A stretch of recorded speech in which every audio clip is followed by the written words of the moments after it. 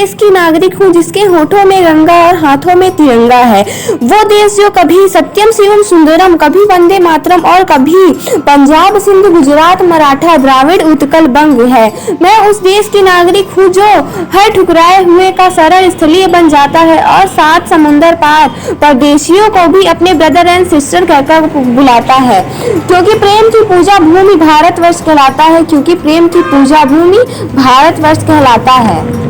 अब तो हमारा झंडा तिरंगा भी हमसे ये पूछने लगा है कि क्या बात है भारत, आजकल फहराने से ज्यादा मैं कफन में दफनाने के क्यों काम आ रहा हूँ, कफन में दफनाने के काम क्यों आ रहा हूँ। महोदय हृदय तो उस दिन फट गया, महोदय हृदय तो उस दिन फट गया जब बूढ़ी माँ अपने बेटों के चित्रों को देखकर बोली, साहब आप तो भर्ती में 1 इंच भी कम नहीं लेते, मैं आधा शरीर कैसे ले लूं, मैं आधा शरीर कैसे ले लूं। महोदय आज इन मानव अधिकारी के कारण इन आतंकियों के बंगलों के यहाँ की नागफनियां भी हंसती हैं और शहीद हुए हमारे जवानों के आंगन की तुलसियां भी रोती हैं, और शहीद हुए हमारे जवानों के आंगन की तुलसियां भी रोती हैं। जब एक शहीद हुए जवान की विधवा की वेदना चीख चीख कर ये कहती है कि प्यार भी भरपूर गया, मांग का सिंदूर गया, नन्हे नन्हे बच्चों की लंगोटियां चली गई, छोटी छोटी बेटियों की चोटियां चली गई, आपके लिए एक आम आदमी मरा है साहब, मेरे घर की तो रोटियां ही चली गई, आपके लिए तो एक आम आदमी मरा है साहब, मेरे घर की तो रोटियां ही चली गई।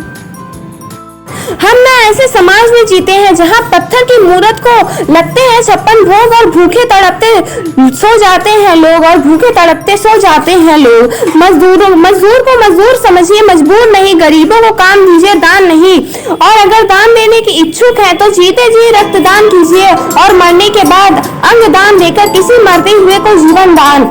यही सच्ची देशभक्ति और यही सच्चा राष्ट्र प्रेम है।